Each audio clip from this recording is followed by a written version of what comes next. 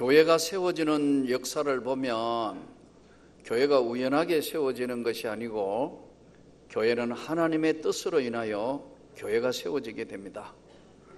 하나님이 교회를 세우실 때는 그 지역이나 맞는 시대적인 역사를 통해서 하나님의 종을 통하여 그 시대, 그 장소에 하나님이 정하셔서 세우시는 거예요.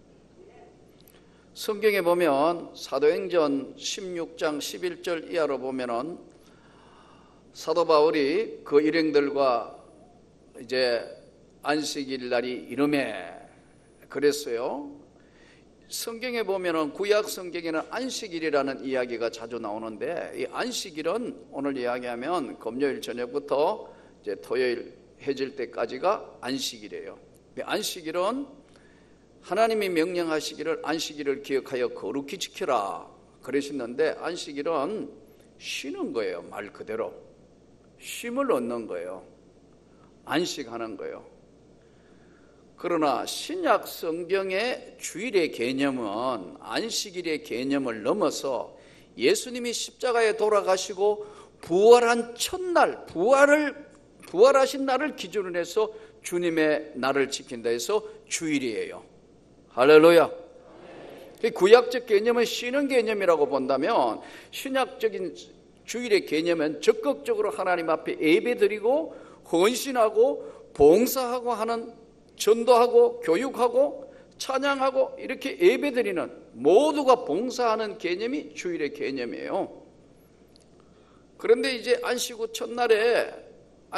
첫날 이제 바울과 그 일행들이 기도할 만한 장소가 없으니까 성경 사도행전에 보면은 이제 강가로 가가지고 기도하러 간다고요. 강가 쪽으로 기도하고 난 뒤에 모여가지고 일반 주택가에서 예배 드릴 수도 없고 당시에도 강가에 가서 기도하고 난 뒤에 이제 전도하러 나가가지고 이렇게 보니까 그 성에 빌립보는 로마로 들어가는 첫 성이라 그랬어요. 그 지역에 가서 이제 전도를 하는 거예요. 주일날 전도를 이렇게 하다 딱 보니까 자주장사, 옷감장사라 이거죠. 루디아라는 한 여자가 사도 바울이 예수 그리스도가 바로 여러분을 구원할 구원자이시다는 메시지를 던지는데 그 말을 청종하여 듣는지라. 하나님의 말씀을 잘 듣는 거예요. 그래서 이제 우리가 여러분 전도해보거나 복음을 전해보면 하나님 말씀 잘 들으면 기쁘죠. 잘 증거하면 정말 그 복음을 받아들이는 거 너무 기뻐해서 복음을 전했더니 자주장사 루디아가 너무 기뻐해가지고 우리 집에 가서 좀 며칠간 유하면서 좀 말씀을 들으면 좋겠습니다. 이렇게 해서 자주장사 루디아의 집에 가게 되고 거기서 예배를 드리게 되고 그 자녀들 세례받게 되고 시작한 것이 바로 그 집에서 시작한 것이 바로 빌립보 교회예요. 그게 성경에 보면은 처음으로 세운 유럽 지역에 처음 세운 하나님의 교회가 그렇게 세워지는 거예요. 그리고 이제 그 빌립보 교회에서 복음 가정에서 예배를 드리면 이제 교회가 세워지는데 계속해서 밖에 나가서 복음을 전하는데 귀신 들린 저만한 여종 하나가 주인에 딸려 있는 귀신이 들려 있는 어떤 여자아이가 따라다니면서 당신은 하나님의 종이고 하나님의 말씀을 전하는 자다 자꾸 귀신 들리게 따라다니고 귀찮게 하니까 바울 사도가 예수 이름으로 이 귀신이 나오라 하니까 귀신이 빠져나와버렸다.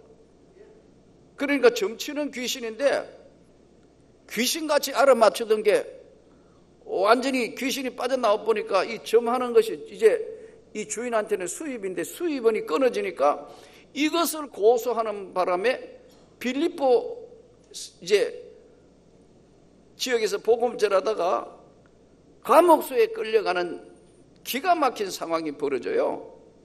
그래서 여러분 무조건 아무 말도 안 하고 그냥 끌려오니까 죄수 취급해가 때리고 막 그렇게 해서 이제 밤중쯤 됐는데 그렇게 실컷 얻어맞고 고통받는 그런 상황에서 밤중쯤 되매 바울과 실라가 찬양하고 기도하며 갑자기 지진이 일어나 가지고, 여러분 옥문이 다 열려지니까, 지진이 일어나면 여러분 사람들이 뭐 살기 위해 다 도망가야 되는 거잖아요. 여러분 지진이 일어났는데 어쩔 수 없어 다 도망갔는데, 간수가 가만히 보니까 다 도망갔는데 도망 안 가고 죄수가 남아있는 거 보니까 바울과 실라가 기도하고 찬양하는 사람 남아있으니까 너무 놀랍기도 하고, 도망간 자는 잡는 것은 이게 보통 문제가 아닌데 이제 큰일 났다 싶어서 안 되겠다, 내가 자기를 하려고 하는 간수를 보고, 우리가 여기 있다, 우린 도망가지 않은 사람이 여기 있다, 너무 놀래가지고 쫓아와서 무릎 꿇고 묻지 않습니까? 선생들아, 내가 어떻게 해야 구원을 받느냐? 사도 바울이 성경의 위대한 말씀 기제를 던집니다. 주 예수를 믿어라, 그래야면 너와 내 집이 구원을 받을 것이다. 너무 놀래서 바울과 그 일행을 데려가가 자기 집에서 이제 식사 대접하고 다 하면서 말씀을 다시 듣게 되고, 그 가족들이 다 세례를 받는 장면이 나옵니다. 이렇게 하나님은 자기 일을 위해서 바울과 실라와 그 일행들을 택해서 어느 지역에 가서 복음을 전해서 그 복음을 통하여 교회가 세워지는 거예요. 여러분 우리 한국 교회사도 보면은, 우리 장로교를 대표하는 영락교회 같은 경우에는 한경직 목사님이 북한에서 이북에 6.25 전쟁 전에 여러분 1940년대에 여러분 그 30년대 40년대 그때 여러분 미국 유학을 가는 거예요. 지금도 유학 가기 힘든데 그때 가가지고 여러분 공부를 해가 한국에 와요. 그래서 한경직 목사님이 폐병, 그야말로 생과 사를 넘나드는 그 폐병에서 그를 죽을 고비를 넘기면서 한경직 목사님 일대기 보면 기도를 합니다. 하나님, 이 멀리까지 공부하고 왔는데 한국에 가가 목회하다가 죽게 해주십시오. 저를 불쌍히 여기십시오. 그게 치유를 하나님이 해주시면서 한국에 돌아가지고 북한에 와서 이제 교회를 맡아 복음을 전합니다. 그런데 민족의 비극사인 여러분, 해방이 됐는데 반쪽으로 위에는 공산당이 점령하고 우리 남쪽에는 소련과 미국이 땅 나누게 하는 거 38선을 꺼내서 북한과 남한으로 되게 되고, 북한이 공식적으로 교회를 핍박합니다. 이제 어떻게 해요? 할 수 없이 공산당이 교회를 무너뜨리고 목회자들을 잡아가고 핍박하니까 할 수 없이 여러분 남쪽으로 넘어오지 않습니까? 그 남한에 넘어와가지고 또 더군다나 6.25 전쟁 난리통이 벌어지니까 그 난민들을 할 수 없이 예배 드릴 데가 없어서 예배 드린 게 오늘 영락교회 시작이에요. 그 북한에서 넘어온 사람들의 믿음 좋은 사람들이 시작된 게 그게 영락교회. 환경적으로 하나님의 한경직 목사님이라는 걸출한 인물을 통해서 여기 우리 남한 땅에 하나님이 복음이 전해지게 되고 하나님의 나라가 이루어지는 역사가 그렇게 시작된다고. 그래서 당시에 한경직 목사님이 그 당시에는 최고를 공부한 사람이니까 이승만 정권 때요, 대통령 때 장관을 제의합니다. 와서 장관하시라고. 한경직 목사님이, 목사님은 그런 거 할 게 아니기 때문에 못한다 그래요. 그 정도로 훌륭한 분이셨어요. 여러분 오늘 우리는 하나님이 세우신 교회는 각자가 살아온 환경이 다르듯이 신앙의 뿌리가 다 달라요. 우리 명문교회 같은 경우는 제가 그 교사하다가 소명을 받아서 신학교로 올라왔는데 신학대학원 입학하면서 갈 교회가 마땅치 않았기 때문에 가족하고 예배를 드린 것이 오늘 이 교회의 시작이에요. 계획은 인간이 하더라도 그 걸음을 인도하시는 하나님은 미리미리 예배하시고 계획하셔서 방에서 예배를 드렸는데 제가 가르치던 제자들이 오면서부터 교회가 시작된 거예요. 여기까지 온 거예요. 하나님이 섬세한 계획회 안에서 있지만 우리는 뭣도 모르고 시작했지만 하나님은 자기 일들을 진행하시는 거예요. 이렇게 각자가 다 다른 신앙적인 배경이 있어요. 여러분 시골교회에서 어렸을 때부터 주일학교 다닌 여러분의 교회가 어떤 교회였는지, 또 중간에 여러분들이 신앙생활을 했던 교회가 어떤 교회든지, 아니면 이 명문교회에서 어려서부터 신앙생활을 했는 교회의 어떤 흐름 다 달라요. 대충 나눠보면 신앙의 뿌리가 어디냐 하면은 대부분 보면 지성적 경건의 뿌리를 두고 있는 그런 교회에서 자란 사람들은 도덕적이나 율법적이거나 이런 것들을 굉장히 강조를 많이 해요. 그래서 경건한 신앙생활을 해야 된다고 생각하기 때문에 여러분 뭐 박수 친다든가 주여 막 부르짖는다든가 막 이런 데는 굉장히 익숙하지 않아요. 불편해요. 이상한 데 아니냐? 이렇게 생각해서 경건하게 점잖하게 아주 그야말로 참 경건을 중심으로 하는 그런 지적인 교회의 흐름을 신앙생활을 하시다가 온 분들도 있어요. 또 어떤 교회는 굉장히 영적인 교회들이 있어요. 예를 들면 방언하고 예언하고 치유하고 능력받고 뭐 이러한 것들을 중심으로 하는, 귀신을 주의 이름으로 쫓아낼 수 있는, 축사할 수 있는 그런 영적인 것에 굉장히 강력한 힘을 가지고 있고 그쪽으로 많이 훈련되어 있는 교회들, 이런 데 훈련되어 있는 분들은 지적이고 아주 냉철한 지적인 지성적인 교회에 가면 이 또 적응이 안 되는 거예요. 이상한 거예요. 예배 드렸는데 예배 드린 것 같지 않아요. 기도했는데 기도한 것 같지 않아요. 지성적이고 지적인 신앙의 뿌리를 둔 사람이 있는가 하면은 영적인 부분에만 강해가지고 있는 부분에 있는 신앙의 뿌리를 가진 사람도 많이 있어요. 또 어떤 교회의 신앙생활의 뿌리는 사회적인 활동, 사회 활동에 아주 구제하고 나누어주는 거, 이게 중심이 돼가지고 계속 그쪽으로만 가는 사회 활동이 중심이 된 교회가 있어요. 이벤트 사업만 계속해요. 무슨 잔치 계속 그것만 해요. 그러나 교회는 어떤 신앙의 뿌리를 가지고 있더라도 두 가지는 확실하게 해야 돼요. 하나는 우리가 오늘 하나님 앞에 예배드리는 것은 가장 중요한 교회의 핵심이 뭐냐면 예수 그리스도예요. 예수 그리스도를 믿는 것이고 예수 그리스도를 전가하는 것이고 예수 그리스도께 영광을 돌리는 교회예요. 할렐루야. 그 예수 그리스도를 전가하는 교회는 두 가지의 특징이, 하나는 철저하게 주의를 지키는 거예요. 저는 여러분들이 누가 뭐라 하더라도, 여러분들이 어디에 무엇을 하든지 주의는 기억하여 거룩히 지키기를 축복합니다. 주의를 범하면 이거 하나님이 가장 싫어하시는 거예요. 어떤 환경이나 어떤 상황에도 거룩한 주의를 지켜야 돼요. 소득의 11조는 여러분 것이 아니고 하나님의 것이기 때문에 정직하게 하나님 앞에 소득의 11조를 하시기를 축복합니다. 바로 가르쳐야 되니까요.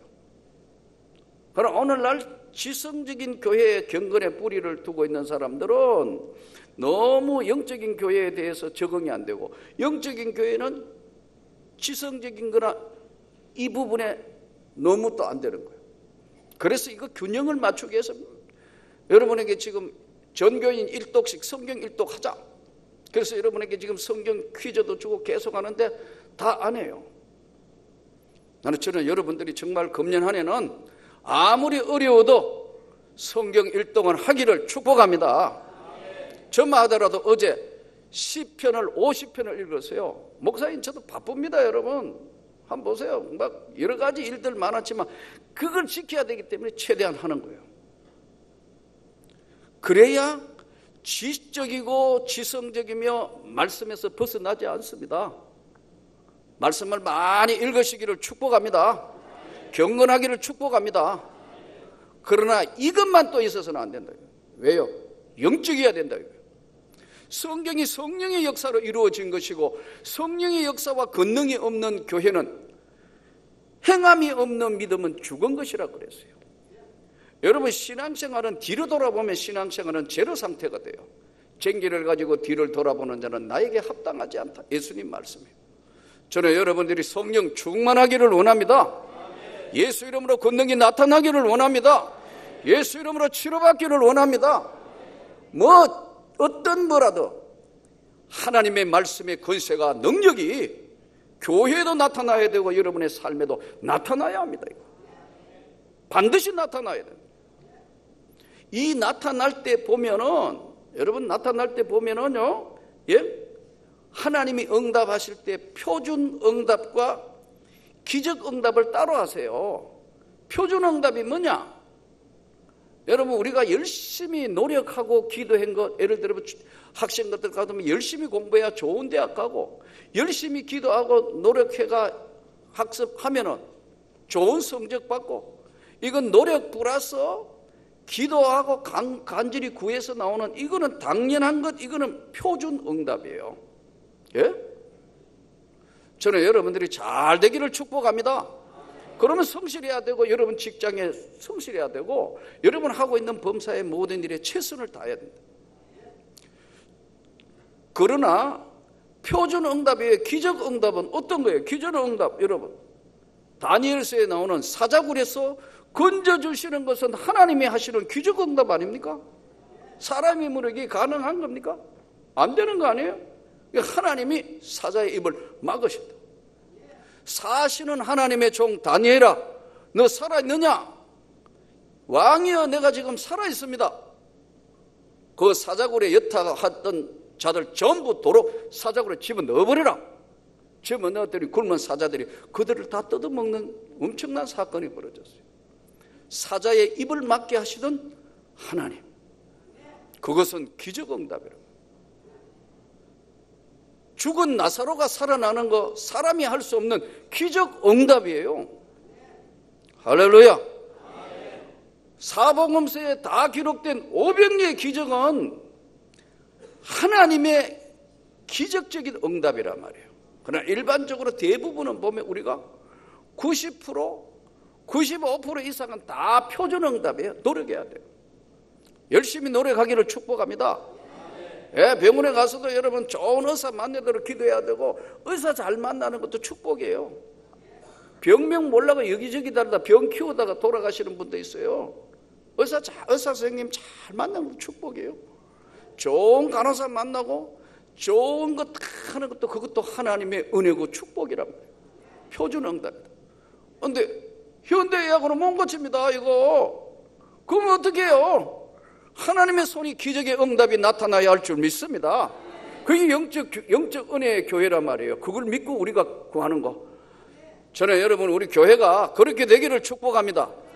그러나 이성적, 지성적 성경 말씀 위에 정확한 것 위에, 그 위에 영적인 이런 힘이 나타나요. 또 이것만 해서는 안 돼요. 나누는 것도 해야 돼요.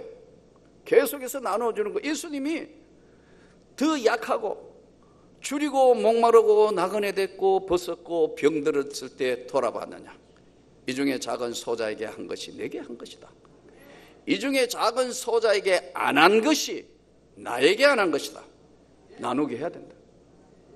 지금 우리 여기 8동 4동에 우리 교회가 제일 많이 나눠주는 거예요.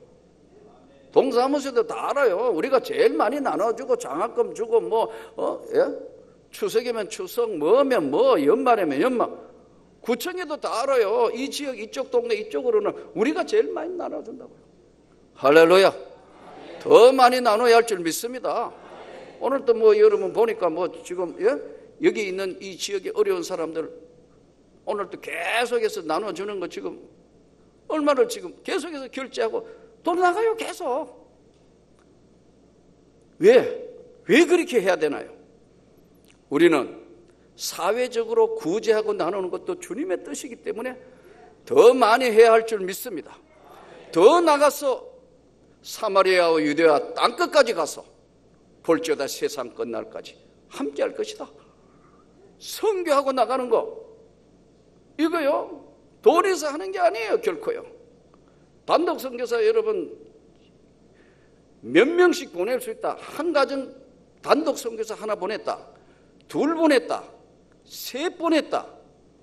지금 4번째 준비하고 있는데 이 3명, 4명 보내는 게 일반 교회 하기가 힘들어요. 그러나 저는 여러분에게 다시 축복합니다. 더 많이 해야 할 줄 믿습니다. 땅끝까지. 그리고 지금 인도에 지금 1월 달에 교회 3개 세우기로 지금 되어 있지 않습니까? 여러분 기도해 주시기를 바랍니다. 이런 일들을 하나님 앞에 지적이고 아주 경건한 거, 동시에 영적이어야 된다. 강력한 성령의 역사로 하나님이 살아계신 것을 교회와 삶의 현장에서 나타나야 된다는 거예요. 살아계신 하나님이시니까.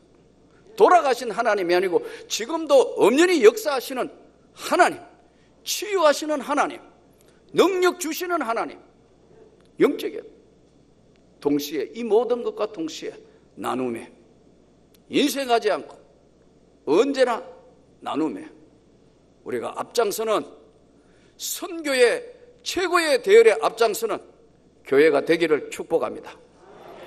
이런 뿌리가 다 다르기 때문에 어떤 사람들은 이런 데만 계속 신경을 쓰고, 어떤 사람은 영적인데, 어떤 사람은 나누는 데만 신경 쓰고, 어떤 사람은 지적이고 율법적인 것에만 경건해만 하는데 다 가지고 있어야 합니다. 여러분의 신앙의 뿌리가 이 세계를 통틀어서 건강한 신앙으로 자라기를 축복합니다. 하나님의 뜻으로 말미암아 그리스도 예수의 사도된 바울과 디모데는 골로새에 있는 형제들에게 편지를 쓴다. 이 당시에 이제 에바브로디도라는 사람이 세운 이 교회는 굉장히 어려움이 많았습니다. 지진이 많았습니다. 또 영적으로도 굉장히 어렵습니다. 환난도 많았습니다. 고난도 많았습니다. 또 이 지역의 골로새 이 지역에는 이단들도 많았습니다. 이원론에 굉장히 강했습니다. 육은 악하고 영은 선하다는 이원론이 강해서 복음이 잘 전해지지 않는 아주 힘든 지역이었습니다. 여기에 오늘 하나님의 말씀이 골로새 교회에 내린 것처럼 저와 여러분에게 축복이 내리기를 축원합니다. 하나님으로부터 은혜와 평강이 너희에게 있을지어다. 은혜와 평강이 하늘로부터 하나님으로부터 너희에게 있을지어다. 은혜와 평강은 우리 인간 본질 안에는 없는 거예요. 잠시 누릴 줄은 몰라도 근본적으로 하나님이 주시는 은혜와 평안한 평강은 위로부터 우리 하나님이 주셔야 되는 겁니다. 이게 예수 그리스도로 말미암아 주시는 은혜와 평강. 그러니까 예수 안에 들어오면 모든 방황을 끝내야 돼요. 지금까지 살아온 어렵던 모든 인생의 무거운 짐, 진짜 예수 그리스도를 만남으로 말미암아 은혜와 평강이 너희에게 있을지어다. 이런 하나님이 위로부터 부어주시는 겁니다. 평안을 찾는 겁니다. 여전히 환난 중에 있고, 여전히 육체의 질고가 있고, 여전히 삶이 팍팍하고 고통스러운데도 위로부터 주시는 은혜와 세상이 감당할 수 없는 평강이 너희에게 있다는 거예요. 그것을 주님이 주시는 거예요. 이 골로새 교회를 향하여 던져주시는 말씀입니다. 우리가 너희를 위하여 기도하는 것은, 감사하는 것은 너희가 믿음과 소망이 하늘에 쌓아둔 것으로 너희 믿음이 점점 잘 자라고 있는 거 보고 감사한다. 여러분, 감사하지 않는 것이 얼마나 큰 죄라는 걸 모르고 살아요. 감사를 하지 않으면 어떻게 되느냐 하면요, 자기도 모르게 불평이 나와요. 불만이 나와요. 열등의식에 사로잡히게 돼요. 그래서 성경은 내 환경과 의지에 상관없이 감사라는 거예요. 할렐루야. 감사하다는 거예요. 근데 이 감사가 그냥 되는 것이 아니고, 감사는 기도해야 감사를 느끼는 거예요. 놀라워요. 감사할 조건이 없잖아요. 지금 삶은 여전히 팍팍하고 마음대로 되는 거 하나도 없고, 뭐 힘들고 어려운데 맨날 약 먹어가면서 버텨야 되고, 뭐 조건 보면 다른 사람 비해서 잘된 거 하나도 없는데, 하나님 내가 예수 믿어가지고 뭐 잘된 것도 없는데 감사 아니라는 거예요. 조건 없는 감사, 은혜와 평강이 위로부터 주시는 그것에 내가 감사할 때는 하나님이 길을 열어주신다는 거예요. 하나님이 은혜를 베풀어 주시고 하나님의 손이 나타나서 지켜주신다는 거예요. 이 복음이 너희에게 이르던 날 하나님의 은혜가 너희에게 올 때 깨달아지면서 열매를 맺는다는 거예요. 하나. 여러분, 지금 가을이 되니까 밖에 노란 들판의 곡식이, 과일이 아주 탐스럽게 사과, 배, 그리고 아주 맛있게 익어가는 감, 그냥 되나요? 봄을 지내고 뜨겁고 무더운 여름을 지내고 떨어지지 않고 불어대는 태풍에 견딘 것만 열매로 남는 거예요. 그래서 여러분, 조건에 감사가 아니고 어떤 환경이나 어떤 상황에도, 빌립보 감옥에 지금 갇혀 있는데 무슨 감사할 게 있어요? 얻어맞았는데. 기도하고 하나님을 찬양하며 그 하나님의 놀라운 손길이 치료해 주시는 겁니다.